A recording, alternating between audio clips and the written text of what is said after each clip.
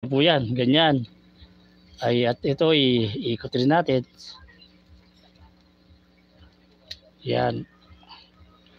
Tapos itong ating ay pupusin natin pag ganyan. Yan, makikita sila ng ganyan at ganoon rin sa kabila. Naririnig niyo yung mga sounds niya na na tumutunog. Ibig sabihin nun, dahil hindi pa po natatransform tong toys na to, ay ganun po yung tunog. Ayan, nakikita niyo may pin naman siya yun, no? Makikita sila ro, tapos makikita rin dun dito. Yun ang niya, yun ang pinaka locking point niya. Tingnan natin. Ito, bali ito, magtitwist pala siya ng ganyan. Yan. Tapos ito, ganyan. Dahil dito, ito, mamaya natin i-orient yung kamay. Nakikita niyo po ito. Itong pin na ito ay papasok doon. Yun. Tapos ito sa kabila, ganoon rin. Ayan. So, nakikita niyo na po ang kanyang, nabivisualize niyo na po yung kanyang looks ay unti-unti. Squeeze lang po ang kailangan dyan. Sa transformer po talagang, every time na magta-transport tayo, hindi pwedeng hindi yung squeezing. Yan o. Tapos, katulad yung kaninang orientation kanina na ipapasok na po ito dun sa nakita niyo po itong pin na to, ipapasok naman dun. Ngayon, yung gagawin natin i-incorporate na po natin yan.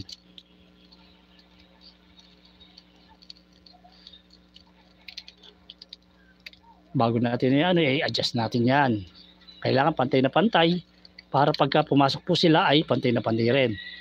Dito naman po ay magbe-bend siya ng ganyan. Magbe-bend ng ganyan. Bend.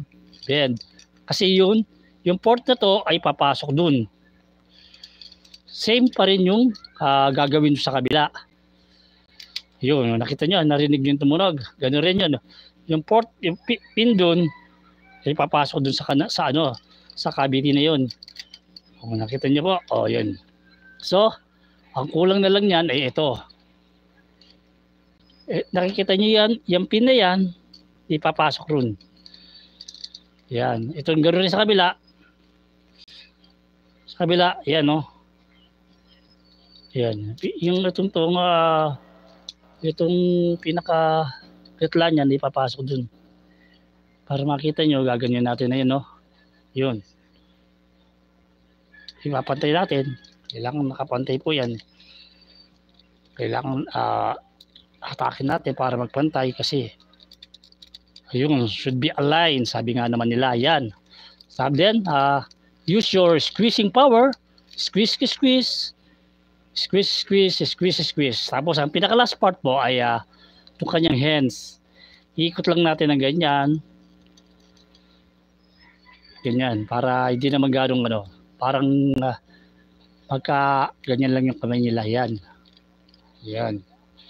Parang ganyan na ang posisyon para hindi naman sabi yun.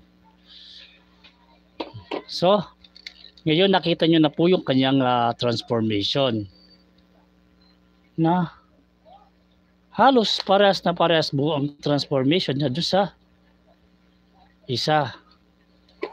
Na gano'n rin gano'n rin talaga ang kanyang nagiging posisyon na every time talaga nabubingian tayo rito. Pero talaga kasama na sa yan, sa toys yan. Yun, squeeze. Yan. Ngayon, pag-compare na natin ng dalawa. See? Kung makikita nyo po talaga na pareho pong maganda. Pareho na silang maganda, pareho na nila. May nakalimutan po tayo rito. Ito yung landing gear. Si Richard Gere, kumbaga. Diba? Squeeze natin. Importante po yung squeeze para po magtugmo-tagmo po. Meron pong konting dumi rito. Lilinisin na lang po natin yan. May version dumi. Sa tagal ng panahon po kasi naka-stack sa ating cabinet. At for the first time po, ito po yung first time ng kanyang transformation. So, kung makikita nyo, napakaganda po. Yan.